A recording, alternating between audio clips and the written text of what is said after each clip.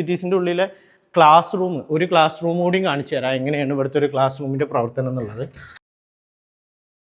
So നമുക്കിതിനകത്ത് കാണാൻ പറ്റും, class റൂംസിനകത്ത് നമ്മുടെ നാട്ടിലത്തെ പോലെ തന്നെ നമുക്ക് 3D അതായത് വീഡിയോ വെച്ചിട്ടുള്ള പഠന സംവിധാനം, അതായത് സ്മാർട്ട് ക്ലാസ് റൂംസ് ആണ്.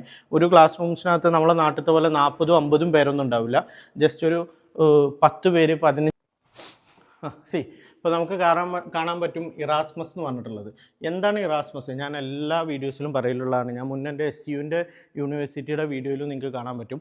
ഇറാസ്മസ് എന്ന് പറഞ്ഞു കഴിഞ്ഞാൽ വേൾഡിലുള്ള ഒരുപാട് മെഡിക്കൽ യൂണിവേഴ്സിറ്റീസിൻ്റെ അല്ലെങ്കിൽ മെഡിക്കൽ ഹോസ്പിറ്റൽസിൻ്റെ ഒരു ഓർഗനൈസേഷനാണ്.